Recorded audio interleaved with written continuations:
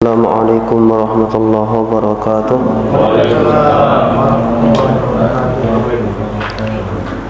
Innal hamdalillah nahmaduhu wa nasta'inuhu wa nastahdihi wa nastaghfiruh wa na'udzu billahi min shururi anfusina wa min sayyiati a'malina. May yahdihillahu fala mudilla lahu wa may yudlil fala hadiya lahu.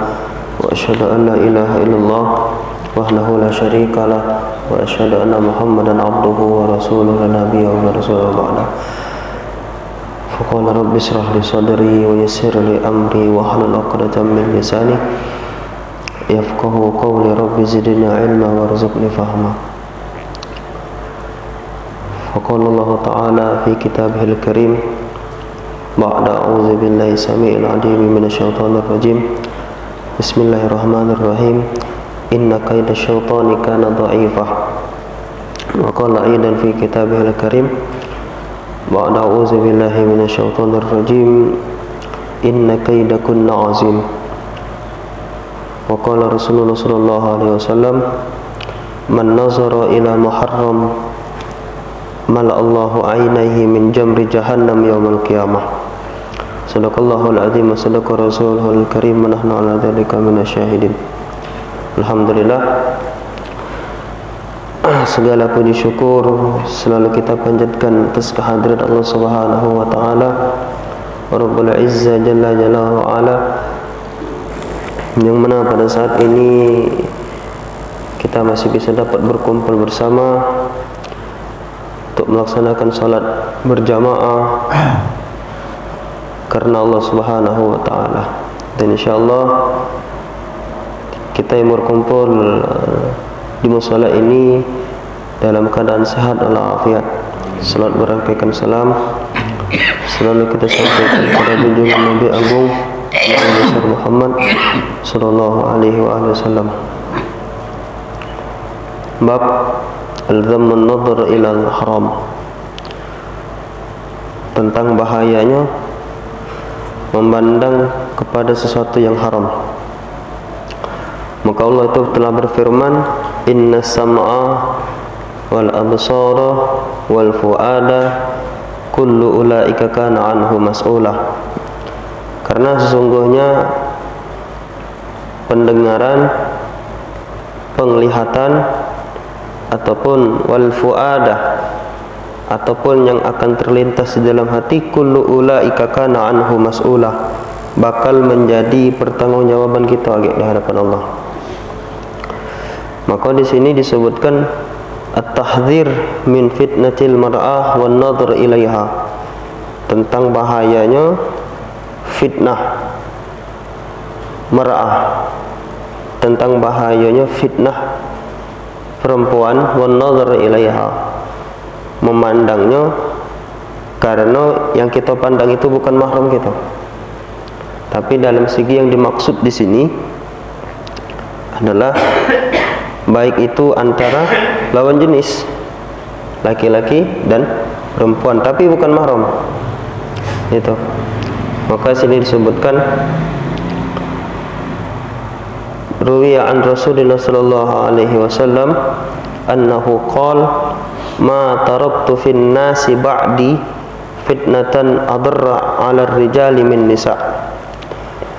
Diriwayatkan dari Rasul Muhammad bin Abdullah sallallahu alaihi wasallam bahwasanya beliau bersabda, ma taraktu fin nasi ba'di fitnatan adarra 'ala rijali min nisa.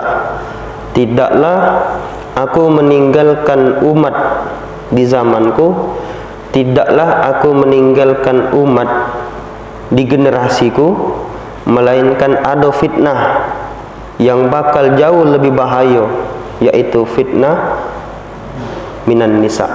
Fitnahnya bagi laki-laki itu yaitu perempuan. Itu maka perempuan itu sudah Allah muliakan. Itu. Bahkan ada suratnya, surat An-Nisa. Itu tak katik surat yang laki-laki katik. Tapi adanya surat An-Nisa. Itu menunjukkan secara tak langsung itu Allah muliakan perempuan. Itu. Tapi sekarang ini sudah Allah muliakan, perempuan, tapi ia jatuhkan sendiri kemuliaan tersebut.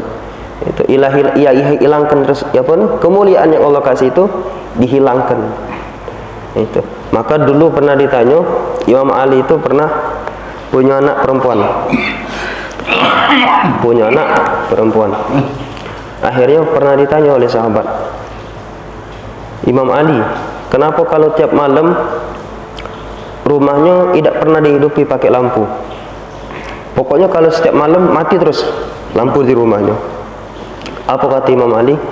Maka demi Allah, kata Imam Ali, bukannya aku tidak mampu beli lampu, bukan tidak mampu, tapi karena apa? Karena aku khawatir ketika rumahku dihidupi oleh lampu, pas ada wong lewat, anak aku terjenguk bayangannya. Cuman dia karena tidak ikhlas, bayangan anaknya dilihat sama wong lain. Itu bayangan. Itu sebegitu wong di zaman dulu menjaga anak perempuan. Itu dulu pernah ada wawancara di Palestina. Akhirnya ditanya, yang perempuan katanya, kenapa setiap kesana, setiap di tempat manapun tidak pernah lepas dari cadar atau hijab? Memang kita sepakat cadar. Kalau di Indonesia ini kayaknya lebih banyak yang pakai jilbab. Iya, itu. Memang tidak dipermasalahkan, dan bahkan juga ada ulama sebagian yang menganjurkan cadar tersebut. Itu bukan berarti cadar itu hati-hati. Yang bercadar hati-hati, jangan. Itu. Pernah di situ dulu diceritakan, diwawancarai itu. Kenapa perempuan di daerah Palestina itu tidak kata satupun yang makshufatur ras, yang terbuka auratnya. Apa dijawab oleh perempuan tersebut? Kami pakai cadar, mana tahu lagi ketika kami lagi tidur, kemudian datanglah dentuman bom, dentuman apa? Maryam yang datang dari daerah Israel. Aku pengen ketika aku mati tetap dalam keadaan tertutup aurat. Begitu luar biasanya dia menjaga auratnya. Itu. Maka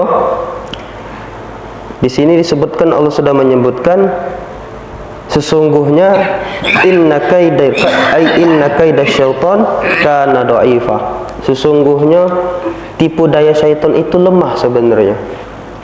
Itu Al-Qur'an yang menyebutkan inna kaida syaitan kana dha'ifa. Maka di sini disebutkan a'dhamu min kaidi syaitin li'anna Allah Ta'ala yaqul, karena syaitan itu adalah selalu mengganggu atau membisikkan kepada manusia untuk selalu melakukan hal yang syahwat. Tapi kalau perempuan, di sini Allah sebutkan inna kaidakunna azim di dalam surat Yusuf. Kalau dengan perempuan Allah sebutkan apa? Inna kaidakunna azim. Karena sesungguhnya tipu daya mereka itu jauh lebih besar. Itu. Mungkin kita kenal dulu di zaman Islam sebelum jauh, di zaman-zaman masa keemasan. Itu lebih-lebih di daerah Andalus. Mungkin kita kenal dengan Ibnu Arabi. Itu kita kenal dengan Ibnu Sina. Kita kenal dengan Al-Khwarizmi.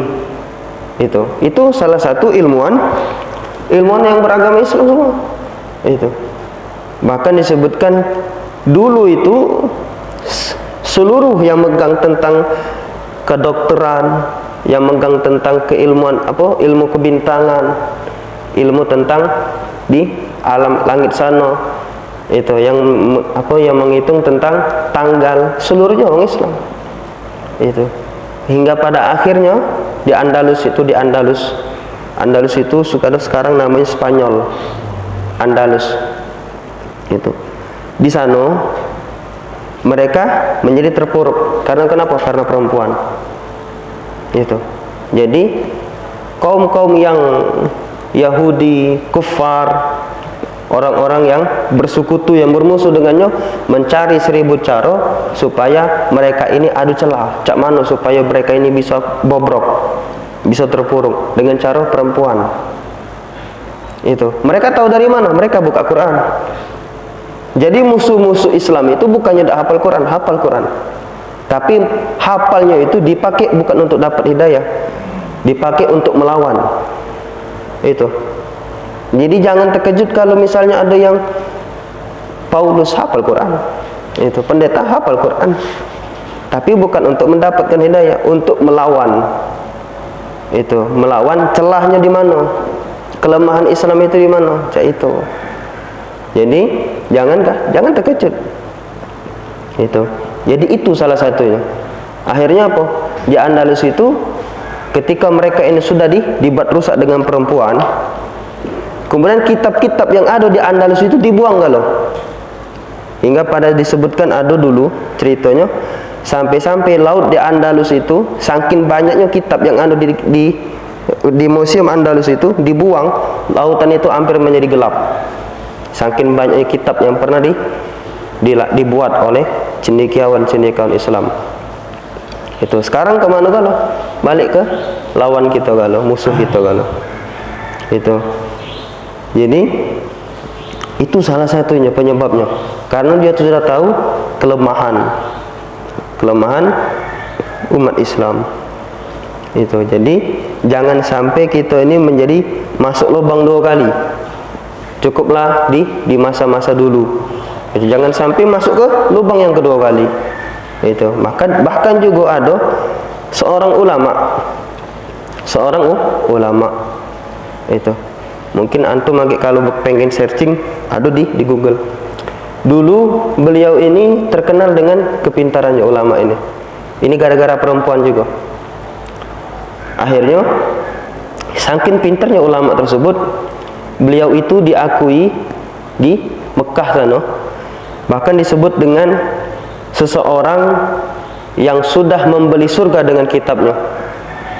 Itu kepujian wong di Mekah sana. Bahkan seseorang pernah menyebutkan laqad ishtaraital imam bil kitab, laqad ishtaraital imam bil jannah anil kitab. Ulama ini sudah mendapatkan kunci surga dengan kitab. Saking bagusnya kitab itu.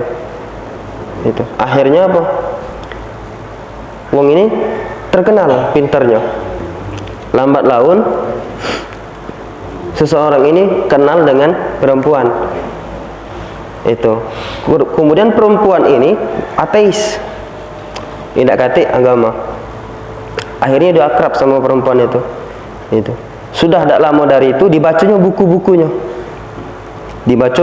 buku-bukunya, dipelajari, kemudian dipahami. Akhirnya apa? Setelah daripada itu, setahun kemudian apa? Dia ngomong di depan halayak banyak. Dia ngomong apa? Bahwa saat ini aku ateis. Seluruh ulama-ulama yang ada di dunia dulu terkejut galau. Baca itu. Ulama itu. Kalau sudah dengan ulama, apalagi yang kurang? Kalau dengan ilmu agama. Itu. Gara-gara perempuan rusak. Itu. Jadi salah satu cara cak mana Ustaz supaya kami itu terhindar. Jangan digawe ke. Didekati tidak boleh. Apalagi digawe ke. Itu mungkin ada istilah jiwang kalau kita tak terjingok rezeki. Apa tu yang dia istilah wong? Kalau tak terjingok rezeki. Itu. Jadi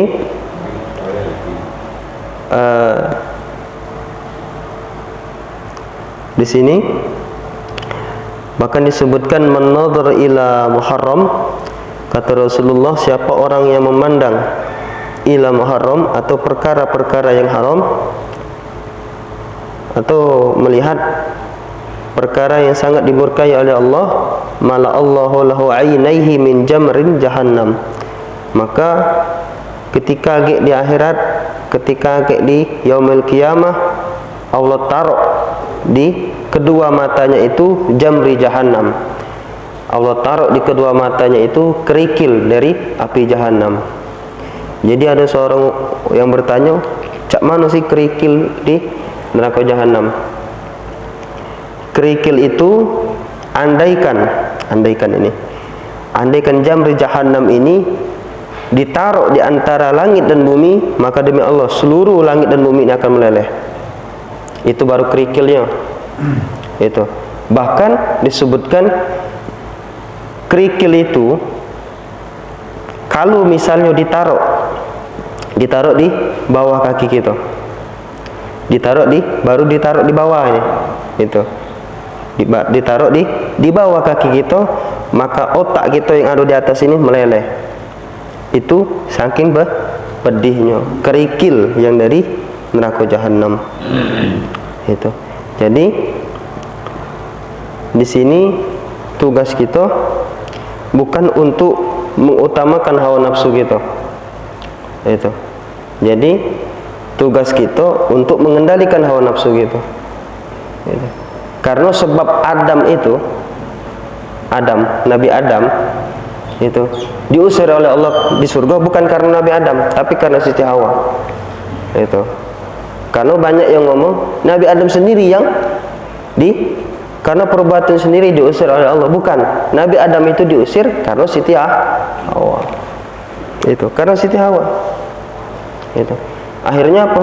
Setan itu, iblis itu yang pertama kali dibujuknya Siti Hawa dulu, Nabi Adam dulu. Tidak baca. Karena dilawan. Akhirnya apa? Tidak bisa dengan Nabi Adam, Siti Hawa. Dibujuknya iblis, Siti Hawa tadi oleh iblis. Akhirnya apa? Siti Hawa caknya berubah pikiran. Akhirnya Siti Hawa ngomong sama Nabi Adam. Karena Nabi Adam sayang dengan Siti Hawa, akhirnya diikuti. Cak itu. Jadi sudah banyak contoh yang sudah dikasih. Itu mulai dari kejadian Nabi Adam, kemudian kejadian ulama, ataupun kejadian di dalam cerita kisah Nabi Yusuf. Itu karena Nabi Yusuf tahu itu yang dikehendaki oleh Zulaikha itu bukan cinta karena Allah. Itu karena cinta karena ketampanan, cinta karena nafsu. Itu akhirnya apa? Karena Nabi Yusuf yakin perempuan itu cinta karena Allah, yang tadinya Yusuf yang jadi budak naik derajatnya menjadi raja. Maka ada seseorang ulama mengatakan inna sabra tusirul muluka abidah, tusirul abidah muluka. Itu karena sesungguhnya melawan hawa nafsu ataupun kita menghadapi kesabaran bisa menyebabkan seseorang itu yang tadinya menjadi budak menjadi raja. Itu wasyahwata tusirul muluka abidah. Karena sesungguhnya syahwat itu, karena sesungguhnya kita mengikuti hawa nafsu itu bisa menyebabkan seseorang itu yang tadinya menjadi raja berubah menjadi budak. Itu karena kebodohan dia sendiri. Itu akhirnya berubah. Yuqallibullaha anhum. Allah ubah ahwalnya, keadaannya. Itu.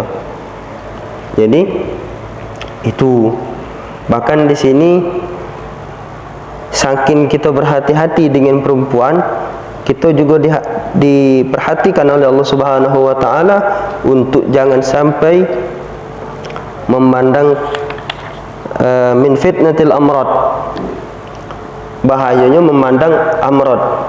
Itu kajian-kajian mungkin banyak belum tahu amrad itu apa. Amrad itu adalah orang laki-laki itu awaknya badannya sama laki-laki, tapi wajahnya elok badannya mirip dengan perempuan.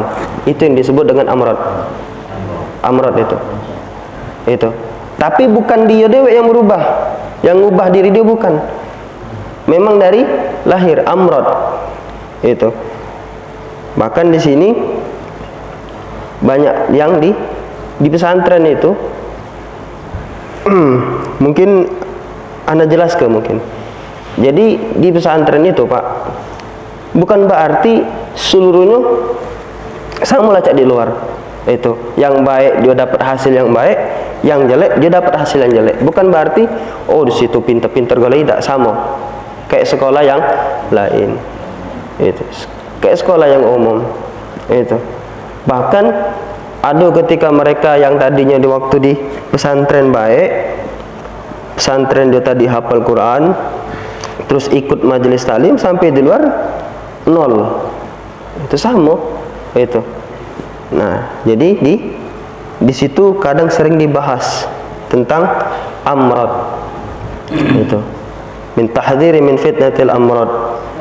Itu. Jadi itu saking bahayanya amrad ini. Mungkin tidak perlu anak bahas secara detail amrad ini. Yang penting kita tadi yang ada di sekarang masyarakat ini, baik. Itu salah satunya. Dan perempuan banyak pantangan. Jangan ketika keluar pakai minyak wangi, ataupun tabarrujil jahiliyatil ula, pakai hiasan sama cak zaman dahulu. Itu sama cak di zaman dahulu. Bahkan disebutkan bahayanya perempuan itu, kalau di zaman dulu mereka itu saking banyak berhiasan dulu di zaman Arab dulu, saking kalau dia keluar berjalan bergerak berbunyi antingan itu, berbunyi gelang itu saking banyaknya. Aku hati-hati untuk perempuan, ala qadriha, sekedarnya baik. Itu bahkan disunahkan bagi perempuan itu untuk memakai warna pakaian yang warna hitam. Itu tidak dianjurkan pakai warna-warni. Itu tidak dianjurkan. Kenapa? Karena warna-warni itu sering, kalau kita jengok senang, sekarang seret. Itu kadang apa tuh? Senang, tertarik. Itu. Jadi dianjurkan untuk memakai pakaian yang warna hitam. Sebaliknya kalau laki-laki pakai pakaian yang warna putih. Lah berarti ustaznya pakai yang selain putih tidak boleh? Bukan, tidak boleh. Ini cuman dianjurkan saja. Itu. Jadi hadanallahu wa iyyakum ajma'in. Yahdinas siratal mustaqim. Kita sampai sini dulu. Apa tadi bahayanya memandang perempuan yang bukan mahram bagi kita. Hadanallahu wa iyyakum ajma'in. Yahdinas siratal mustaqim. Sampai sini dulu. Assalamualaikum warahmatullahi wabarakatuh.